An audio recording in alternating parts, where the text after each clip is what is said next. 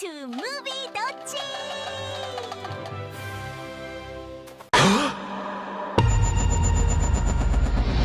마션의 작가 앤디 위어가 쓴 또 하나의 역작, SF 팬들이라면 밤을 새워 읽었을 그 소설 프로젝트 헤이 메리가 2026년 3월 드디어 영화로 우리 곁을 찾아옵니다.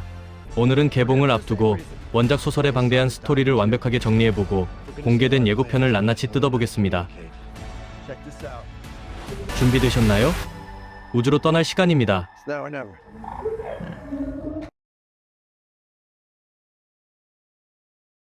먼저 원작 소설의 이야기를 짚고 넘어가야겠죠.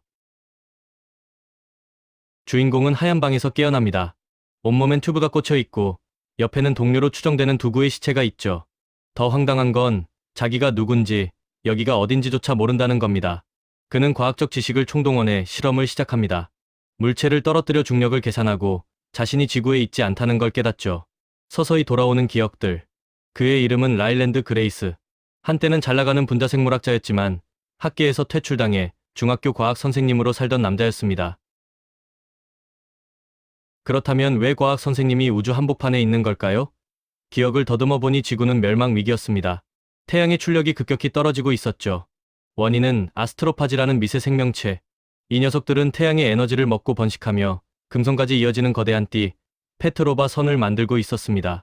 이대로라면 지구는 30년 안에 빙하기를 맞아 멸망할 운명이었죠. 전 세계는 에바 스트라트라는 인물에게 정권을 위임해 해결책을 찾게 합니다. 그녀는 법과 도덕을 무시하고 오직 인류 생존만을 목표로 달리는 냉혹한 리더죠. 그레이스는 아스트로파지를 연구하다가 스트라트에게 납치되다시피 끌려옵니다. 유일한 희망은 주변 항성 중 아스트로파지에 감염되지 않은 타우 세티계뿐.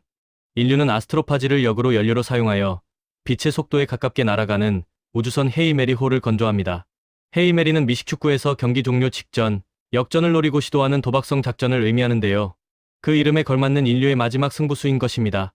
그리고 그레이스는 자원에서가 아니라 겁에 질려 거부하다가 강제로 마취되어 이 편도 티켓을 끊게 된 것이었죠.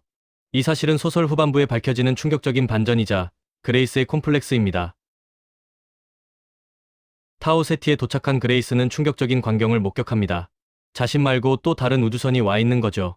바로 40에리단이 성계에서 온 외계인 우주선 블리베이입니다. 거기서 만난 친구가 바로 이 소설의 진정한 히어로, 로키입니다. 로키는 눈이 없고 소리로 소통하며 돌 같은 껍질을 가진 거미 형상의 엔지니어입니다. 둘은 서로의 언어를 수학과 과학으로 번역하며 소통하고 종을 초월한 우정을 쌓아갑니다. 둘 다 모성을 구해야 한다는 절박한 목표가 있었기에 가능한 일이었죠. 둘은 힘을 합쳐 아스트로파지의 천적, 타우메바를 찾아내고 개량에 성공합니다. 이제 각자의 행성으로 돌아가기만 하면 되는 상황. 하지만 그레이스는 귀환 직전 로키의 우주선 재질로는 타우메바를 가둬둘 수 없다는 치명적인 결함을 발견합니다.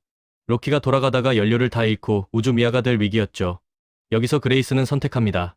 지구로 해결책이 담긴 탐사선만 보내고 자신은 로키를 구하러 뱃머리를 돌립니다. 비겁한 도망자였던 그가 친구를 위해 목숨을 건 영웅으로 거듭나는 순간입니다. 소설의 끝에서 그레이스는 로키의 행성 에리드에서 늙어갑니다. 외계 아이들에게 과학을 가르치는 선생님으로요. 그리고 어느 날 태양의 밝기가 정상으로 돌아왔다는 소식을 듣고 미소 지으며 이야기는 끝이 납니다. 자, 원작이 이렇게 완벽한데 영화는 과연 어떨까요? 공개된 예고편과 30분 프리뷰 시사회 정보를 바탕으로 분석해봅니다.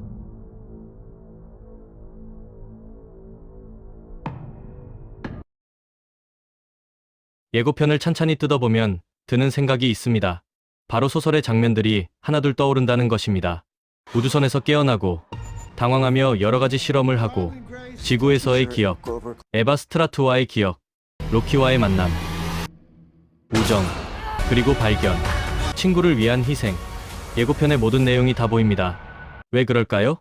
이 유명한 소설을 스토리대로 모두 따라가기보단 새로움과 재미를 모두 찾을 적절한 각색이 들어갔다고 생각됩니다. 그러니 기대하셔도 좋습니다. 소설을 보셨다면 그 속에서 새로운 변화를 기대하셔도 좋고, 소설을 못 보셨다면 새로움에 또 다른 새로움이 더해진 재미를 느낄 수 있을 것입니다. 원작 팬들이 가장 우려했던 부분이죠. 소설에선 로키의 존재가 중반부까지 철저히 비밀입니다. 하지만 영화 예고편은 대놓고 로키를 보여줍니다. 심지어 그레이스와 로키가 주먹 인사를 하는 장면까지 나오죠. 이건 제작진의 명확한 의도입니다. 이 영화를 미스터리 생존물이 아니라 우드판 버디 무비로 마케팅하겠다는 거죠. 이티나 드래곤 길들이기처럼 두 존재의 우정에 포커스를 맞춰 대중성을 잡겠다는 전략으로 보입니다. 예고편을 자세히 보신 분들은 눈치채셨을 겁니다. 영화는 화면비로 시공간을 나눕니다. 지구에서의 과거 회상 장면은 2.39대 1의 시네마스코프 비율로 우리가 흔히 보는 영화적이고 안정적인 느낌을 줍니다. 반면 우주 장면은 1.43대 1의 아이맥스 풀 비율을 사용합니다. 위아래가 꽉 찬 화면을 통해 우주의 광활함과 그레이스의 고립감, 그리고 거대한 로키와의 공간감을 극대화하려는 연출이죠. 이건 무조건 아이맥스에서 봐야 한다는 신호입니다. 원작의 그레이스는 좀 찌질하면서도 유능한데 라이언 고슬링이 이 연기를 기가 막히게 해낸 것 같습니다. 프리뷰 영상을 본 관계자들에 따르면 고슬링은 멋진 우주비행사가 아니라 기억을 잃고 근육이 다 빠져서 우주선 바닥을 엉금엉금 기어다니는 우주 원시인처럼 묘사된다고 합니다. 겁쟁이였던 그가 점차 용기를 내는 과정이 영화의 핵심 감동 포인트가 될 것 같네요. 가장 큰 궁금증은 결말입니다. 앤디 이어의 마션 영화판은 원작과 거의 비슷하게 갔지만 이번엔 어떨까요? 할리우드 영화 특성상 그레이스가 지구로 귀환하는 엔딩으로 바뀔 가능성도 제기되고 있습니다. 소설에서는 여러가지 과학적 한계로 지구로 귀환하지 못하게 되지만 과학을 뛰어넘는 헐리우드의 상상력이 어쩌면 극적으로 그레이스를 지구로 데려오지 않을까요? 아니면 소설처럼 에리드에 남더라도 지구에서 그를 기억하고 감정적으로 교감할 수 있는 순간들을 보여주지 않을까 예상됩니다. 마지막으로 이 영화가 단순한 SF 블록버스터가 아닌 이유가 있습니다. 감독은 필 로드와 크리스토퍼 밀러입니다.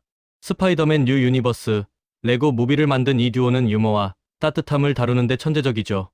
여기에 각본은 마션을 각색했던 드류 고다드가 맡았고 촬영은 듀네 그레이그 프레이저가 담당했습니다. 특히 그레이그 프레이저는 무중력 상태를 표현하기 위해 카메라 렌즈를 90도 돌려 찍는 등 기발한 촬영 기법을 동원했다고 합니다. 가장 놀라운 건 로키의 구현 방식입니다. 100% CG일 거라 생각하셨죠? 아닙니다. 제작진은 로키를 실물 퍼펫과 애니마트로닉스, 그리고 CG를 섞어서 만들었습니다. 현장에는 전문 퍼펫 연기자인 제임스 오티즈가 직접 로키를 조종하고 목소리 연기까지 하며 라이언 고슬링과 합을 맞췄다고 해요. 고슬링이 허공을 보고 연기한 게 아니라 진짜 로키와 교감했다는 뜻이죠.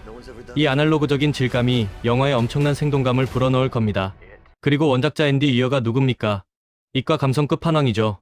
영화 속에 나오는 칠판의 수식 하나하나까지 앤디 이어가 직접 검수했다고 합니다. 나사 자문위원들도 참여해서 진짜 우주에서의 움직임을 구현했고요. 마블식의 화려한 액션보다는 문제를 해결해 나가는 과학적 쾌감을 제대로 즐기실 수 있을 겁니다. 자, 그래서 언제 볼 수 있냐고요? 북미 기준 3월 20일, 한국도 3월 18일 개봉이 확정되었습니다. 배급은 소니 피처스가 맡았고요. 그리고 레고 팬분들 지갑 여실 준비하셔야겠습니다. 개봉에 맞춰 헤이 메리 호와 로키 피규어가 포함된 레고가 3월 1일에 출시된다고 하네요. 인터스텔라와 마션을 잇는, 아니 그 이상을 보여줄지도 모를 2026년 최고의 기대작 프로젝트 헤이 메리. 우주 저 너머에서 펼쳐질 지구인과 외계인의 뜨거운 우정, 여러분은 탑승할 준비되셨나요? 지금까지 무비도치였습니다. 감사합니다. 그리고 구독과 좋아요도 눌러주세요.